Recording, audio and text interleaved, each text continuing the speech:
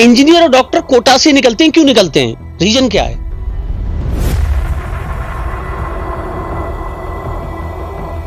कि जो लड़कियां टिफिन लाती थी ना, मैं उनको टिफिन चुरा के खा जाया करता था।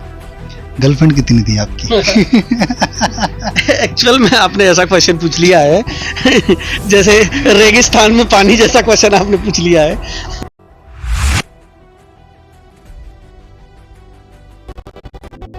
मगर आज हमारे साथ एक ऐसे केमिस्ट्री के टीचर हैं जिन्हें केमिस्ट्री का जादूगर भी कहा जाता है। अगर मैं बात करूं, यशवीर जी हमारे साथ में हैं, बहुत ही अच्छे महारथी टीचर हैं। इनके बारे में क्या बोले, इन्हीं से सुनते हैं थोड़े इनके बारे में, फिर बात करेंगे बहुत ही ज़्यादा। तो सर सबसे पहले स्वागत है हमारे सिटी एफएम 91.2 पर। Thank you. आज यहाँ 91.2 एफएम चैनल के ऑफिस में आकर के अपने आप को बहुत ही धन्य समझता हूँ। और मैं यश चौधरी, मेरा जो जन्म है मथुरा डिस्ट्रिक्ट के एक गांव में हुआ है जो नियर बाजना नौजील के पास है, और मैं पिछले 20 सालों से केमिस्ट्री पढ़ा रहा हूँ। और मैं अपने आप को इस फील्ड में ला करके बहुत ही प्रसन्न हूँ। बहुत बहुत बहुत सुंदर। कई बार क्या होता है कि सिर्फ केमिस्ट्री की बात आती है तो बहुत सारे लोग उसके फॉर्मूलों को लेकर डर जाते हैं। और जो टैग है ना कि केमिस्ट्री जादूगर टीचर, या आखिर टैग कैसे पड़ा आपके लिए? मतलब कुछ ऐसा कि चमत्कार किया आपने या कुछ यूनिक किया, या आपने दिया है, बच्चों ने टैग दिया कि सर ये बड़े इंटरेस्टिंग है, पढ़ाने में बड़ा मज़ा करते हैं, चलिए केमिस्ट्री के जादूगर टीचर बोल देते हैं। क्या रीज़न है इसके ऊपर, मतलब क्या जादू है? आपने अच्छा क्वेश्चन किया रोनी जी। एक्चुअल में मैं जब मथुरा से कोटा गया तो वहाँ क्या था कि मेरे पढ़ाने का जो अंदाज था वो क्षेत्रीय लेवल का था। मतलब मैं बच्चों को बात को केमिस्ट्री के फॉर्मूलाज को भी एक ट्रिक स्टाइल में समझा दिया करता था बच्चों को। तो जैसे जो बच्चे समझ नहीं पा रहे थे, बहुत सारे टीचर्स क्लास लेके जाते थे तो बच्चे यही जाके डीन साहब से बोलते थे कि यस सर को बुला दीजिए, वही केमिस्ट्री के जादूगर हैं और वही इस चीज़ को हमें बहुत ढंग से समझाएंगे। तो बच्चों ने ही मुझे ये उपाधि दी है।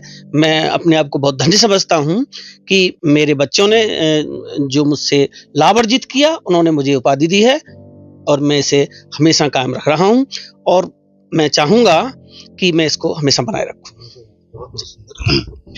जब आती है कि इंसान एक स्थल पर पहुंच जाता है अपने टारगेट पर, वहां पर रुकना बड़ा मुश्किल हो जाता है। तो जिस प्रकार से आपने एक आपके लिए ओहदा मिला हुआ बच्चों के द्वारा कि जादूगर हैं, मैजिशियन हैं, वही बात आती है कि आपने कोटा में काफ़ी टाइम अपनी सर्विस दी, काफ़ी एक्सपीरियंस भी रहा होगा। तो थोड़ा सा उसके बारे में बताइए कि आखिर कोटा का क्या एक्सपीरियंस रहा, जिससे कि और भी बच्चे आपके बारे में जान सकेंगे। एक्चुअल में क्या था कि मैं पहले खैर एक कस्बा है, तहसील है अलीगढ़ डिस्ट्रिक्ट में, वहाँ टीचिंग करता था। तो मैं वहाँ सैकड़ों बच्चों का बैच लिया करता था और बहुत अच्छा था। और हर वर्ग का बच्चा मेरे यहाँ आता था पढ़ने और वो सब बहुत खुश भी रहते थे। तो एक मेरे मित्र थे जो कोटा पढ़ाते थे, तो उन्होंने मुझे प्रेरित किया वहाँ जाने के लिए। तो वहाँ जा कर के फिर मैंने अपनी टीचिंग स्टार्ट की। तो एक्चुअल में वहाँ क्या था कि वहाँ मेन चीज़ है कि पूरा देश की जो क्रीम है बच्चों की कोटा पहुँचती है। हमें अच्छे ब्रिलियंट बच्चे वहाँ मिलते हैं, बच्चों से हम भी सीखते हैं, क्योंकि वहाँ हर बोर्ड का टॉपर जाता है, जैसे बिहार का है, उड़ीसा का है, मतलब अदर अलग अलग स्टेट्स के बच्चे वहाँ पहुँचते हैं। तो उन सब की संस्कृति हम उनसे सीखते हैं, है ना, और वो उनके साथ रहते हैं।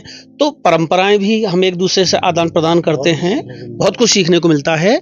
तो एक्चुअल में एक बात ये भी थी कि हम जब हम छोटे ही थे, हमारी दादी थी, पढ़ी लिखी थी नहीं, तो हमने उनसे एक दिन पूछा, कोटा के लिए हम पहले से ही, मतलब छोटे से थे ना, पहले से ही आकर्षण था, तो मतलब हाँ कि वहाँ मतलब है क्या, तो पढ़ने का तो हमें सौभाग्य नहीं मिला वहाँ, क्योंकि अच्छे मतलब कम उम्र में हमें जॉब मिल गया। तो हाँ, तो हमें जॉब मतलब के लिए हम वहाँ कोटा गए। तो यहाँ एक छोटी सी बहुत ही कहानी है जिसने हमें प्रेरित किया एक्चुअल में कोटा के लिए। तो दादी जी से हमने पूछा, पढ़ी लिखी थी नहीं, हमने उन्हें पूछा कि दादी ये बताओ कि कोटा से ही IITN, तब हम IITN कहाँ जानते थे, इंजीनियर और डॉक्टर कोटा से निकलते हैं, क्यों निकलते हैं, रीजन क्या है? तो दादी ने बिना पढ़ी लिखी थी, और दादी ने ऐसा जवाब दिया, उन्होंने क्या कहा कि भैया हमारे गांव में एक झोला छाप डॉक्टर हैं, ठीक है, उनके पास आज तक एक भी मरीज एक्सपायर नहीं हुआ, जबकि जो जिला अस्पताल हैं, बड़े बड़े डॉक्टर हैं, वहां से डेली बहुत सारे मरीज एक्सपायर होकर निकलते हैं। तो क्या भगवान सिंह जो हमारे यहाँ डॉक्टर हैं वो ज्यादा ब्रिलियंट हैं? तो उनका कहने का मतलब ये था कि कोटा सीरियस बच्चे ही जाते हैं पढ़ने, अस्पताल में जो जिला अस्पताल है वहां सीरियस मरीज ही जाते हैं। सही कहा। तो मतलब वहां तो ये लगता था कि वहां है क्या, तो बस ये देखने का था, और तो इस वहां पहुंच गए और वहां का एक्सपीरियंस बहुत अच्छा लगा, मजेदार। अलग अलग संस्कृति। बिल्कुल बिल्कुल, मेरे वहां 8-10 साल बहुत अच्छे कटे। कोविड के वक्त मुझे फिर वहां से वापस मथुरा आना पड़ा। देखा जाता है कि सर कई बार कि जब हम किसी ओहदे पर होते हैं, जब टीचिंग के करदन, तो कहा जाता है कि टीचर भगवान का रूप होता है, और जब आप भगवान के रूप में होते हैं तो क्या पोजीशन, क्या फील होता है कि यार मैं टीचर हूँ, मेरे पढ़ाने से बच्चों का भविष्य बनेगा, अगर गलत पढ़ाऊंगा तो वो बहुत ज़्यादा इम्पैक्ट पड़ेगा, तो उसके बारे में आप क्या सोचते हैं? बिल्कुल एक्चुअल में क्या होता है कि उस वक्त हमारी जिम्मेदारी और बढ़ जाती है, बच्चे हम पर बिलीव करते हैं, बच्चे हमारे पास आते हैं, तो उस वक्त वो बिल्कुल कोरे कागज की तरह होते हैं। तो हम ये चाहते हैं कि अपना सर्वस्व न रहें, और एक टीचर ही एक ऐसा है जो माँ बाप के बाद किसी बच्चे का भला चाहता है। कोई रिलेटिव्स भी नहीं चाहेगा। जिस दिन रिजल्ट आता है ना, तो हम कॉल करते हैं, अपने जो टॉपर्स होते हैं बच्चे, उनके पास कॉल करके पूछते हैं कि बेटा रिजल्ट क्या रहा। तो उस वक्त हमें बहुत प्राउड फील होता है। तो हमें उस वक्त ये लगता है कि हमने बच्चे को कुछ दिया, हमारा पढ़ाया हुआ विद्यार्थी आज इस मुकाम पर है। तो उस वक्त हमें ये कहिए कि उनके गार्जियन से, उनके पेरेंट्स से के बाद जो खुशी होती है, वो मुझे लग रहा है कि उनसे भी ज्यादा हम टीचर्स को खुशी होती है। बच्चों ने हम पर विश्वास किया और हम अपने काम में खरे उतरे, और आज वो इस मुकाम पे बच्चा पहुंच गया, तो बहुत अच्छा लगता है। एक फील आता है कि कुछ बेस्ट करना है। बहुत बार क्या होता है कि जब हम पढ़ाई कर रहे होते हैं तो कई बार होता है कि हम साइंस की तरफ जाएं, केमिस्ट्री की तरफ करें, या फिर कॉमर्स लें, इस बीच में हम अटके रहते हैं। और आप तो वैसे ही केमिस्ट्री के टीचर हैं, तो कैसे रुझान हुआ आपका केमिस्ट्री में आने का, साइंस की फील्ड में आने का? क्योंकि जब आप पढ़ रहे होंगे उस दौरान तो साइंस एक बहुत बड़ा बिग माना जाता होगा, और इस टाइम तो आम हो चुका है, मगर क्या फील था जब उस टाइम आपने साइंस ज्वाइन की? तो एक्चुअल में रोनी जी, मैं अपने इस बेस्ट चैनल, जो मथुरा में हमारा बेस्ट चैनल है ये, तो मैं 91.2 के माध्यम से बताना चाह रहा हूँ। ये मैं साझा बहुत दिनों से करना चाह रहा था, आपने मुझे बहुत अच्छा क्वेश्चन पूछा है। एक्चुअल में क्या था कि जब मैं छोटा सा ही था, तो एक हमारे गांव के पास में एक स्कूल है, श्री कृष्ण बनस्थली इंटर कॉलेज, मानागढ़ी, मथुरा। वहाँ के एक साइंस के टीचर, हमारे गांव में पहले ऐसा होता था कि गांव में कोई भी दावत या कोई भी फंक्शन होता था तो आसपास के जो स्कूल के टीचर्स वगैरह होते थे तो उन्हें सामूहिक रूप से बुलाते थे, निमंत्रण पे आते थे वो। तो वो टीचर आए हुए थे, एक श्री गोवर्धन सिंह टीचर थे, जो जट्टारी के थे, मतलब हमारे गांव से करीब 20-25 किलोमीटर दूर के थे। तो वो हमारे पिताजी से बात कर रहे थे, मैं पिताजी के पास बैठा हुआ था। तो वो यही कह रहे थे कि निरंजन जी, आपका क्षेत्र तो बहुत पिछड़ा हुआ है। तो पापा ने कहा कैसे? कि पूरे क्षेत्र में आप किसी भी स्कूल को उठा के देख लीजिए, बाजना इंटर कॉलेज मोरकी को उठा के देख लीजिए, वहां हरिश्चंद्र चौधरी हैं तो वो बिसावर से हैं, वो मतलब आपके एरिया से बाहर के हैं। मैं हूं मानागढ़ी में, तो मैं बाहर का हूं। एदरगढ़ी पर जनता जनार्दन इंटर कॉलेज है, वहां हरिश्चंद्र सक्सेना जी हैं। तो हम सब लोग बाहर के हैं। मतलब पूरे इस नौहवारी क्षेत्र में, मैं नौहवारी क्षेत्र से बिलोंग करता हूं, मुझे गर्व है, पूरे नौहवारी क्षेत्र में एक भी साइंस का टीचर नहीं है। तो ये बात मुझे अंदर तक टच कर गई। तो मैंने उसी दिन प्रण कर लिया कि मुझे एक बेस्ट टीचर बनना है, और साइंस ही मैंने लिया। तो मेरे गांव से मैंने सबसे पहले 9th में जाके साइंस 9th से ही सिलेक्शन करना होता था, तो मैंने जनता जनार्दन एजलगढ़ी पड़ता है 15 किलोमीटर दूर, वहाँ जाया करता था मैं साइकिल से।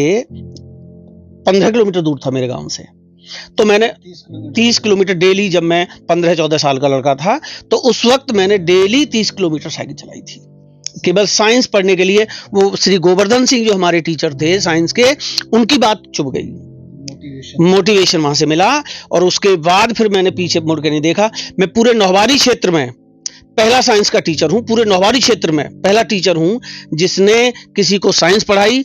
और मैंने अब तक साइंस में 2 या 3 बुक्स भी लिखी हैं। तो आज मैं अपने आप को मतलब मानता हूं कि जो मैंने फील्ड चूज किया था, आज मैंने उसे जो है ये अपना करके और अपने लक्ष्य तक पहुंच चुका हूं। लोगों को, बच्चों को मतलब मैं अपना ज्ञान दे रहा हूं। बहुत सुंदर। ये तो बहुत अच्छी बात है कि आपने एक उद्देश्य चुना, और अच्छी बात उनकी है जिन्होंने आपको मोटिवेट किया। जब आप सर्विस देते रहते हैं तो एक प्राउड फील होता है कि यार हमारी वजह से कुछ लोगों का भविष्य संभल जाए, बहुत अच्छी बात है। हमने सुना है आपके बारे में कि आपने गवर्नमेंट सर्विस भी ज्वाइन की, इंडियन एयरफोर्स। तो वो कैसा वहाँ का एक्सपीरियंस रहा? और आप एक साइंस के टीचर भी हैं और एक गवर्नमेंट सर्विस में भी आप रहे, इंडियन आर्मी में, तो वो कैसे मैचअप हुआ, वो थोड़ा सा बताइएगा। बिल्कुल। एक्चुअल में क्या था कि उस वक्त क्या कि हम लोग गांव से बिलोंग करते हैं, तो आज भी गांव में गवर्नमेंट जॉब की तरफ आकर्षण ज़्यादा रहता है। तो बस तब आज आप कुछ भी कर लें, कितना भी पैसा अर्न कर लें, अगर आपके पास गवर्नमेंट जॉब नहीं है तो पेरेंट्स भी नहीं मानते कि आप कुछ कर रहे हो। तो उस वक्त क्या था कि बहुत आसानी से इंडियन नेवी में भी मेरा सिलेक्शन हुआ, लेकिन उसको फिर थोड़ा सा दादी जी हमारी बोलती थी कि समुद्र में रहेगा, पानी में रहेगा, तो इस तरीके से उस वक्त उन्होंने नहीं जाने दिया। उसके बाद फिर मैंने इंडियन एयरफोर्स ज्वाइन किया, और वहाँ का अब मैं अपने आप को प्राउड करता हूँ कि मैं एक देश की सेवा करके, और आज फिर मैं मतलब देश की ही सेवा कर रहा हूँ। उसके बाद में तो मैं अपने जीवन के मतलब लगभग आप समझिए कि 30 से 35 साल मैंने समाज सेवा में दिया है। जी, वो जिम्मेदारी क्या होती है लाइए, वो जिम्मेदारी क्या होती है, एक टीचर की है, और वो पायदान पर आप थे, इंडिया के बॉर्डर पर आप वीर योद्धा की तरह खड़े हैं, और आज आप अपने इंडिया के अंदर लोगों को वीर योद्धा वाली फीलिंग दे रहे हैं। वो क्या था? मैं वहाँ से यही सीख करके आया इंडियन एयरफोर्स से कि अगर हम बच्चों को यहीं से मतलब मैंने उस वक्त ही वही सोच लिया था कि मैं यहाँ करके अपनी देश सेवा के लिए बच्चों को यहाँ से ट्रेंड करके भेजूंगा, तो जिससे कि मुझे लगेगा कि मैं आज भी उससे जुड़ा हुआ हूँ। तो ये मुझे बहुत अच्छा फील होता है। ये तो कुछ बातें थी जो कि सर के पर्सनल लाइफ के रिलेटिव थी, और भी बहुत कुछ जानेंगे, मगर थोड़ा सा सर आपसे एक क्वेश्चन और है कि आजकल बोर्ड आने वाले हैं, बच्चे पढ़ाइयों में मसरूफ़ हैं, तो बोर्डों में किस प्रकार से तैयारी करें बच्चे, क्या क्या उन्हें ध्यान रखना चाहिए जिससे कि बच्चे परेशान ना हो? बहुत बार क्या होता है कि बच्चे बहुत ज़्यादा डिप्रेशन में चले जाते हैं एग्ज़ाम के टाइम आकर। तो इसके बारे में बताइए। आप एक 20 साल से आप एजुकेशन फील्ड में भी हैं और अच्छा एक्सपीरियंस भी है, तो इसके बारे में बताइए ताकि कुछ स्टूडेंट आपसे गाइड पा पाएँ, या फिर यूँ कहें साथ साथ में कुछ सीख पाएँ आपसे। देखिए, आपका बहुत अच्छा क्वेश्चन है, और ये आज के जो अभी वर्तमान समय है उसके लिए अच्छा क्वेश्चन है। देखिए, बोर्ड एग्जाम आने वाली हैं, और मैं एक टीचर के रूप में अपने एक्सपीरियंस बच्चों के साथ साझा करूंगा। केमिस्ट्री हो या कोई भी सब्जेक्ट हो, एक तो ये है कि आप बिल्कुल टेंशन फ्री होकर के तैयारी करें। अगर आप तनाव में तैयारी करेंगे तो ना आप उधर के रहेंगे ना उधर के रहेंगे। बच्चों से केमिस्ट्री में मैं यही कहूँगा कि जो रिएक्शंस हैं उनको लिख करके सीखें, लर्न करें, ठीक है ना। और रिएक्टेंट्स के और प्रोडक्ट्स के नाम जरूर लिखें, क्योंकि वो वहाँ टीचर मार्किंग काट देते हैं। तो रिएक्शंस को बार बार लिख करके, जैसे मैथ्स के फॉर्मूलाज बच्चे याद करते हैं लिख करके, उस तरीके से याद करें। और पहले याद करने का मेन तरीका मैं बच्चों से कहूँगा बेटा ये है कि आप लोग जो है जो रिएक्शंस है ना, पहले रिएक्टेंट्स के, जैसे मान लो मैं आपसे कहूँ कि आप किचन में जाइए और गाजर का हलवा बना के लाइए, तो आपको यही नहीं पता कि गाजर का हलवा पड़ेगा क्या, तो बनेगा तो तब तो वैसे ही पहले आप रिएक्टेंट्स को जान लें कि इस रिएक्शन के क्या रिएक्टेंट होंगे, पहले समझ लें और फिर उनको फॉर्मूलाज के तौर पर लिख दें, तो बहुत आसानी से आपको लर्न होगा। बिल्कुल तनाव मुक्त होकर के तैयारी करें। और अब मतलब जो है मेरा कहने का मतलब यही है कि ऑनलाइन से अब परीक्षा टाइम में बचें और अपने जितने भी एनसीईआरटी बुक है ना उनको ठीक से बार बार पढ़ें बेटा, जिससे आपको अच्छे मार्क्स गेन होंगे। ये बहुत अच्छी बात बताई आपने सर कि एक स्टोरी टेलिंग टाइप की, कभी हम मूवी देखने जाते हैं तो देखा जाता है कि हम कोई मूवी देखते हैं, आने के बाद पूरी मूवी का कहानी स्टोरी दिमाग में बैठ जाती है। अगर इसी तरीके से अगर आप एग्ज़ाम को लेंगे और आप केमिस्ट्री फिजिक्स जो मैथ है उसको लेंगे तो बहुत इजी है। मैंने सुना है कि मैथ में एक प्रकार से चीटिंग होती है कि अगर मैथ में से ही हम फार्मूले निकाल के लिखते हैं तो बहुत आसान है अगर आप करेंगे। यहाँ पर आता है कि सर सोशल मीडिया का दौर चल रहा है, आज देखा जाता है कि बच्चा हो छोटा हो बड़ा हो सबके पास मोबाइल फ़ोन है। रील्स के दौर में कि बच्चा पढ़ाई करे रील्स देखे वो बड़ा कन्फ्यूजन रहता है। और जितने भी इंस्टाग्राम या और भी सोशल मीडिया एप्लीकेशन हैं उनकी जो एल्गोरिदम होती है ना, जो आप देखेंगे वही दिखाती है, उससे कैसे बचें ये बहुत ज़रूरी, प्लीज़ ज़रूर बताएं। देखिए कोविड के बाद से ही ये ऑनलाइन जो प्लेटफॉर्म है एजुकेशन में बहुत ही स्पीड से आया है ना, और इसने बच्चों को बहुत ही प्रभावित किया। एक्चुअल में क्या है कि अभी मैं थोड़ी देर पहले कह चुका हूं कि बच्चे जो हैं कोरे कागज हैं, ये बात मैं आपसे पहले भी कह चुका हूं। अब इस सोशल मीडिया पर जाएं या किसी भी ऑनलाइन किसी भी उसमें जाएं हम, तो वहां ये हम सबको पता है कि मतलब हर तरह की बातें हैं, ठीक है ना, सब्जेक्ट भी हैं, सब्जेक्ट से बाहर की भी चीजें हैं। तो स्टूडेंट्स को अब यही है कि उन चीजों से बचकर के कैसे वहां से हासिल किया जाए।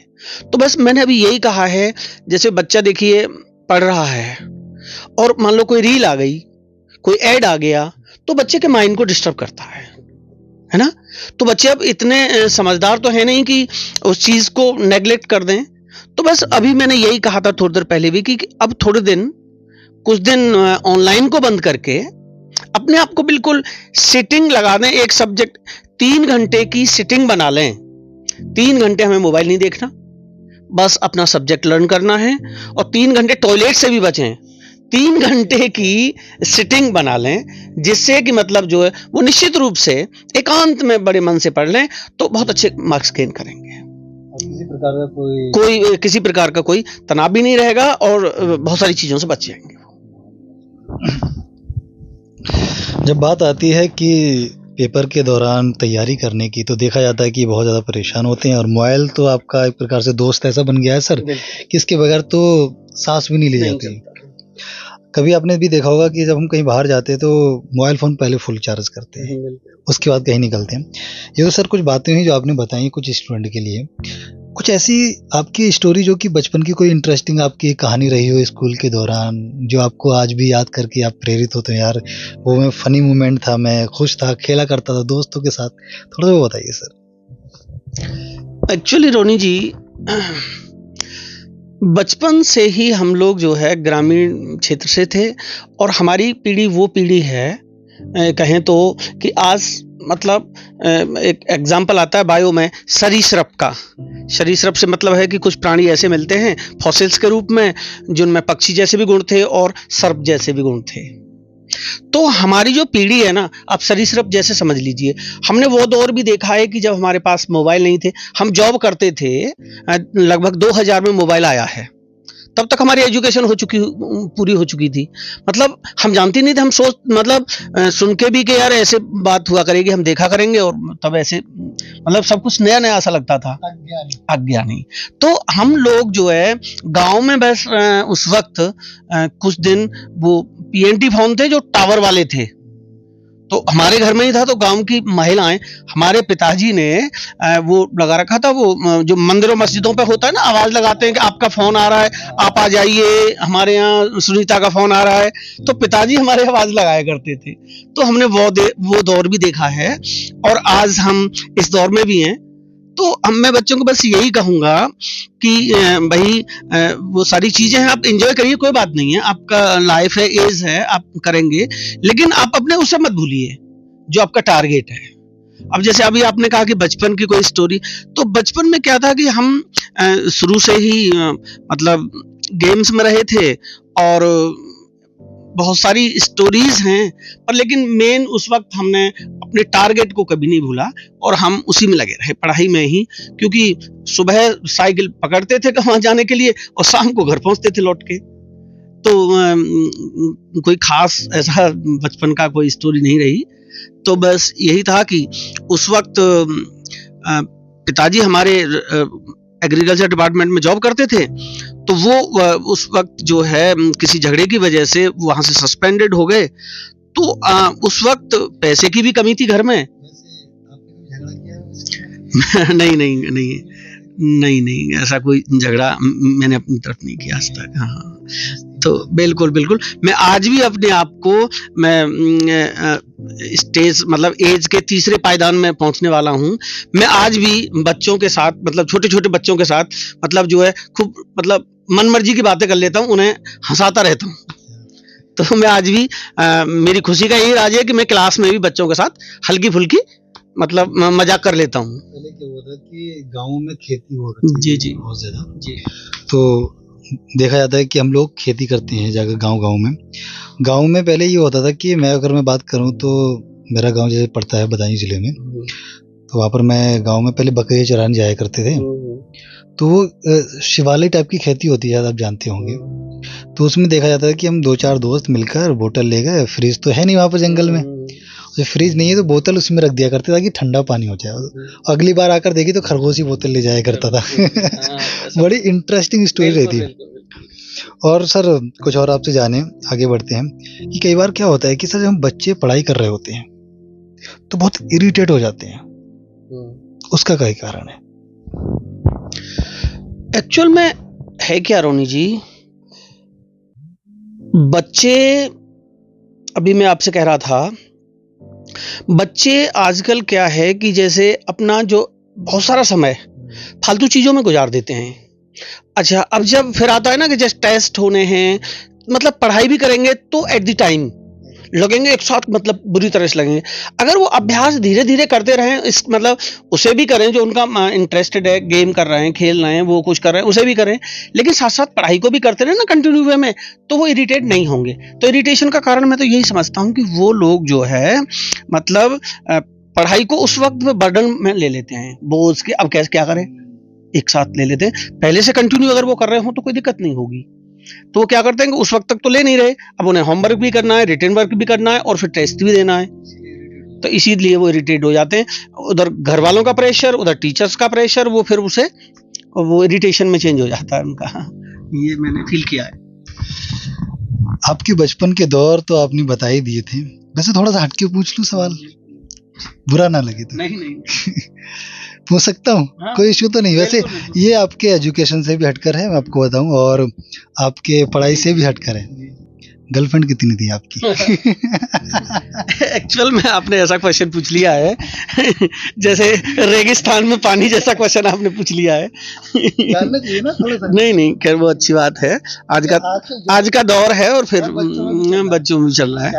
हाँ जी। एक्चुअल में क्या था, जब हम एजुकेशन में कॉलेज, डीएस कॉलेज में था, डीएस कॉलेज में, तो उस वक्त जो है मैं करता क्या था कि जो लड़कियां टिफिन लाती थी ना, मैं उनको टिफिन चुरा के खा जाया करता था। तो मुझे जो उस वक्त उपाधि दे रखी थी ना, तो लड़कियां भी मुझे हनुमान कह के पुकारती थी, बजरंग बली कह के पुकारती थी। तो वैसे हंसी मजाक वो सारी चीजें मैंने अमल किया, लेकिन उस तरीके से कभी किसी को नहीं माना। मित्र मेरे सब थे, बहुत अच्छे से थे। जी। तो ऐसी कोई खास स्पेशल कोई नहीं थी ना, नो ऐसा कुछ नहीं मिला। और आजकल जो न्यू जनरेशन करती है, हाँ जी, हाँ जी। कॉलेज यूनिवर्सिटीज में, उनके लिए क्या सजेशन है? मेरा उनके लिए यही सजेशन है, देखिए आप फ्रेंड्स हैं और आपको मतलब जो फ्रेंड्स होने भी चाहिए, कोई गलत बात नहीं है, लेकिन आजकल जैसे मैंने देखा है ये दौर है, मोबाइल्स का दौर है, बहुत सारी कहानियां ऐसी हो रही हैं, तो गलत लोगों से बचें, है ना। देखो लड़कियां गलत बच्चों के उसमें फंस जाती हैं कि उन्होंने उनकी वीडियो बना ली, ये कर ली, वो कर ली। इस दौर में बहुत सावधानी से अच्छे लोगों के साथ, अच्छे उनके साथ उठें बैठें, तो कोई बात नहीं है, समझदार हैं सब बच्चे, समझदार हैं, हाँ सब जानते हैं, है ना। तो बस ये अच्छे दोस्त बनाने चाहिए, तो क्योंकि मिसयूज ना हो फिर इन फ्यूचर। आजकल सोशल मीडिया, बिल्कुल सोशल मीडिया का जमाना है, 1 मिनट में आप जो है वायरल हो जाओगे, है ना, तो इस चीजों से बचना चाहिए। चलिए आखिर पता तो चला कि कोई सर की स्पेशल नहीं है। शादी को कितना टाइम हो गया आपकी? मेरी शादी 93 में हुई थी, 31 ईयर्स हो गया। एक्चुअल में क्या था, हाँ वो फिर गर्लफ्रेंड का आपने पूछा है, तो एक ये भी रीजन था मेन कि शादी जल्दी हो गई, 20 ईयर्स के थे हम, शादी तभी हो गई, तो फिर ज्यादा कुछ। बताते हैं कि शादी के बाद लाइफ थोड़ी सी चेंज होती है, लेकिन आता है कुछ। जीवन संगनी अच्छी मिलने से वो सारी चीजें सॉर्ट आउट हो जाती हैं। तो मेरी पत्नी मतलब बहुत अच्छे घर से थी, उनके पापा इंस्पेक्टर थे, तो वो अच्छे घर से थी, तो उन्होंने बहुत अच्छे से मैनेज किया, तो कोई ज़्यादा मतलब मुझे चेंजिंग नहीं महसूस हुई, उन्होंने मुझे हमेशा सपोर्ट किया। कितनी उम्र में शादी थी आपकी? मैं 20 ईयर्स का था तब। नहीं, कोई जरूरत नहीं पड़ी। बिल्कुल बिल्कुल। क्या बात है, ये बहुत अच्छी बात है कि आजकल सोशल मीडिया के दौर चल रहा है, तो ऐसे में कोशिश करें कि आप बुरे लोगों से बचें, और इस टाइम देखते हैं सर कि जस्ट वायरल हो जाती है चीज़। वहीं पर सर पॉडकास्ट का लास्ट चल रहा है और यूं कहें टॉक का, और जानना चाहेंगे कि आज हमारे स्टूडियो में आकर कैसी वाइब आ रही है, पुराने दौर वाली वाइब आ रही है या फिर नॉर्मल? बिल्कुल, बहुत अच्छी बात पूछी। एक्चुअल में मैं 91.2 FM चैनल का बहुत ही, जब भी मैं अपनी गाड़ी से सफ़र करता हूँ, तो मैं मेरा आप अभी देख लीजिए आप, मैं ये नहीं कि मैं आपके यहाँ बैठा हूँ तो तब ये बात कह रहा हूँ, अब मेरी गाड़ी में अभी जाके ट्यून ऑन करें तो आपका चैनल लगा हुआ मिलेगा FM पर। तो मैं हमेशा से ही आपके चैनल का मतलब बहुत बड़ा फैन रहा हूँ, श्रोता रहा हूँ, तो मुझे मतलब काफ़ी दिन से ये उत्सुकता थी कि मैं कभी आपके चैनल के ऑफिस में आऊँ, लेकिन अब जब मैं CBSE ने मुझे एग्जामिनर बना के सौभाग्यवश आपके ऑफिस के पास के ही स्कूल में मुझे यहाँ भेज दिया, तो मेरे दोनों काम हो गए। मैं अपने आप को बहुत ही सौभाग्यवान समझ रहा हूँ कि मैंने अपना काम भी किया, अपनी ड्यूटी भी की, और आपके चैनल में आने का भी मुझे सौभाग्य मिला। मैं बहुत बहुत प्रसन्न हूँ, और आपका चैनल जो ब्रजवासी लोगों को बहुत ही यहाँ प्रेरित करता है, बहुत ही ज्ञानवर्धक है। स्टूडेंट्स के लिए मैंने कई आपके रोचक वो सुने हैं कई बार, तो आप लोग बहुत अच्छा काम कर रहे हैं, बहुत बहुत धन्यवाद। कहा जाता है कि जिंदगी में आगे बढ़ें तो कुछ ऐसा करें जो कि जिंदगी आपको हमेशा आगे बढ़ाए। वहीं पर आता है कि सर लास्ट में आप क्या मैसेज देना चाहेंगे हमारे श्रोताओं को, हमारे ब्रजवासियों को, जो कि आपके माध्यम से सभी लोगों तक जाए? बिल्कुल, मैं FM चैनल के श्रोताओं को और अपने सभी ब्रजवासियों को यही कहना चाहूँगा कि आप अपना काम ईमानदारी से और अपना जो भी हम कर रहे हैं उसको ईमानदारी से करें, उसमें चीटिंग ना करें, और किसी ऐसा करें कि हमारी वजह से और दूसरे लोग मतलब जो है इंसल्ट फील ना करें।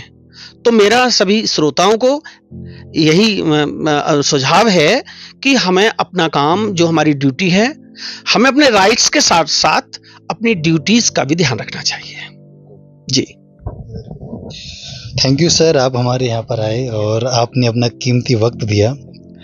आज के टॉक में आपने बहुत कुछ सीखा होगा, चाहे आपकी पढ़ाई से रिलेटिव हो या फिर आपके एग्ज़ाम के रिलेटिव हो, या फिर यूँ कहें सर का एक्सपीरियंस रहा हो कॉलेज से गर्लफ्रेंड का।